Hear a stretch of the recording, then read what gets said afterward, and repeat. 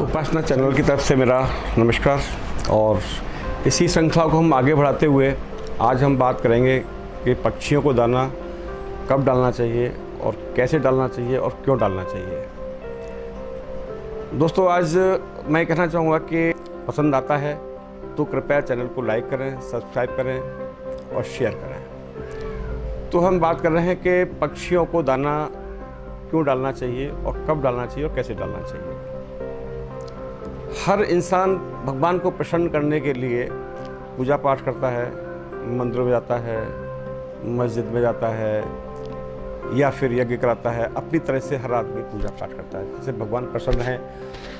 सभी को कुछ न कुछ परेशानियां रहती हैं, उन परेशानियों को दूर करने के लिए भगवान से प्रार्थना करते हैं। और कुछ लोग जो हिंदू हैं या कोई भी हैं तो वो सभी लोग जो है एक जीव जंतुओं का भी हम लोग जो है प्रेम करते हैं उनसे, क्योंकि जीव जंतुओं को दाना डालना है या उनको पानी पिलाना है, उनकी सेवा करना है, वो भी एक अभिन्न अंग है भगवान को प्रसन्न करने का। तो शास्त्रों में लिखा हुआ है कि जो जीव जंतु से प्यार करता है भगवान उससे प्रसन्न भी रहते हैं। तो आज हम इसी श्रृंखला में सबसे पहले लेंगे हम जो है कबूतर जो हैं, कबूतरों को दाना क्यों डालना चाहिए, कैसे डालना चाहिए और कब डालना चाहिए। कबूतर सब जानते हैं, कबूतर एक शांति का प्रतीक भी है। तो कबूतरों को जो हम शांति का प्रतीक है, कबूतर को पालना, बहुत लोग कबूतर पालते भी हैं जिनसे कि धन संचय, धन आगमन होता है उनसे। अमूमन देखा जाता है कि अपने छत पर दाना डाल देते हैं लोग और उनके दाना डालने के बाद में कबूतर आते हैं और खाते हैं उनको। लेकिन नहीं मालूम होता है कि कबूतरों को छत पर दाना डालने से और विपत्तियां आती हैं सब व्यक्ति के, क्योंकि कबूतर जो है बुध का एक कारक है, बुध को माना जाता है कबूतर। और राहु को मानते हैं अपन छत का कारक। जहाँ पर राहु और बुध एक साथ में इनका युक्ति होती है तो उसमें आदमी जो व्यक्ति होता है उसको बहुत सारी परेशानियां बाउंस होती हैं। अगर ज्योतिष के अकॉर्डिंग देखें, अगर किसी के साथ बुध और राहु जुड़ा हुआ है तो एक पागलपन होता है जो आदमी कुछ भी बोल सकता है, कुछ भी कर सकता है, एक पागलों वाली हरकतें जो कर देता है, वो प्रॉब्लम्स आती हैं।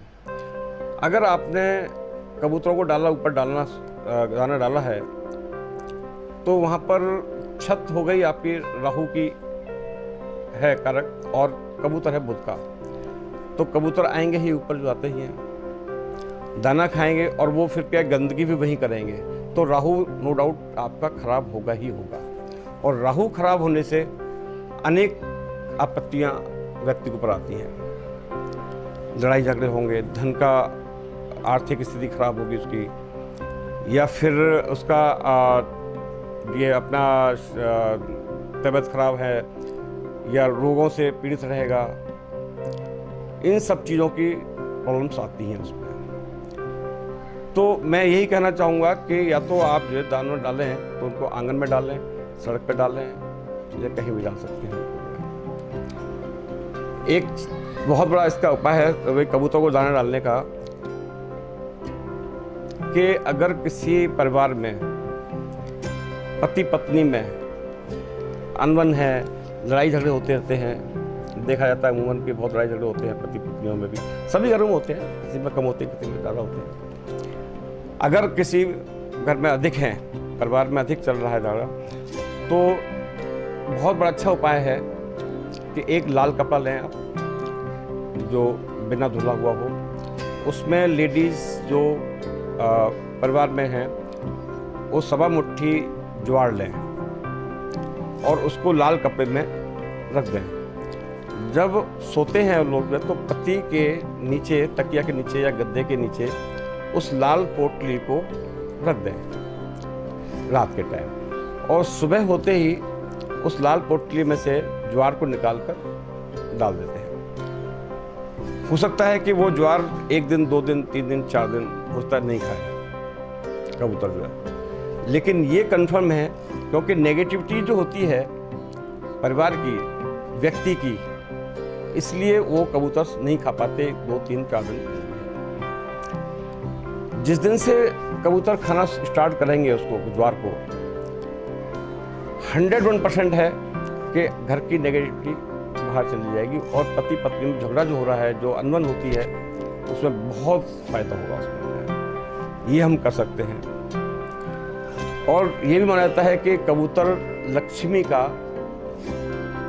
भक्त होते हैं कबूतर, तो हम पालते भी इसीलिए हैं कि भाई लक्ष्मी का भक्त हैं और उसके अलावा धन का आगमन भी होता है उससे।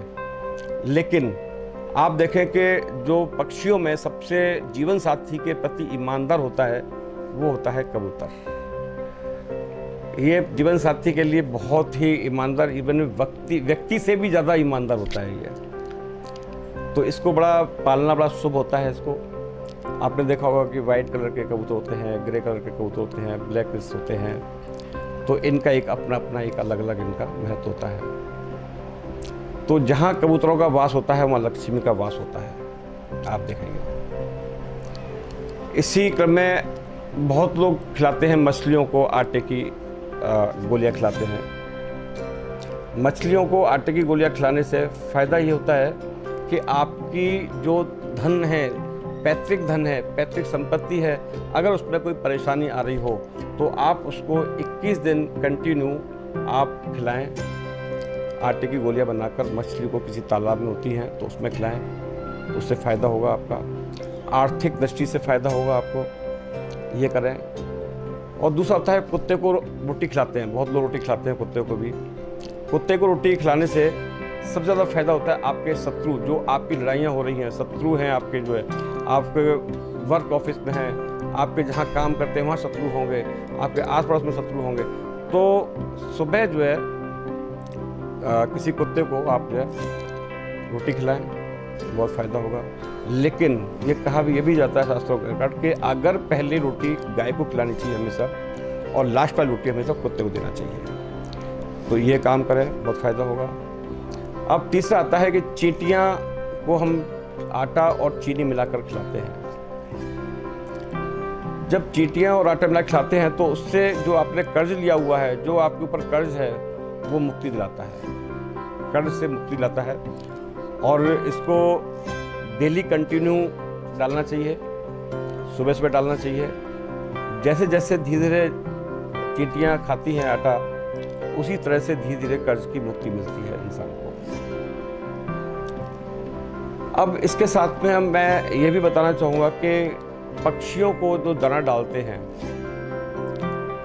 उनके साथ साथ में पानी का एक बाउल भी रखना चाहिए। जैसे हम लोग खाना खाते हैं तो लास्ट में पानी पीते हैं, उसी अकॉर्डिंग पक्षियों को भी चाहिए।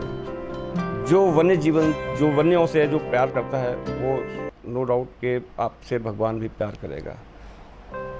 उनकी दुआएं भी होती हैं। आदमी सोचता है कि पक्षियों को दान दे रहे हैं, क्या फ़ायदा है, क्या होगा, लेकिन वो उनकी जो दुआएं मिलती हैं वो व्यक्ति से ज़्यादा दुआएं मिलती हैं। तो हर पक्षी का, हर जीव का एक अलग अलग इनका महत्व होता है।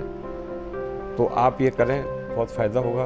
और कबूतर का जो बताया हुआ है, कबूतर का दाना छत पर न डालें, एक किसी आंगन में या किसी प्लेन जगह नीचे डाल दें, तो वहाँ कबूतर खाएंगे तो आपको बहुत फ़ायदा होगा।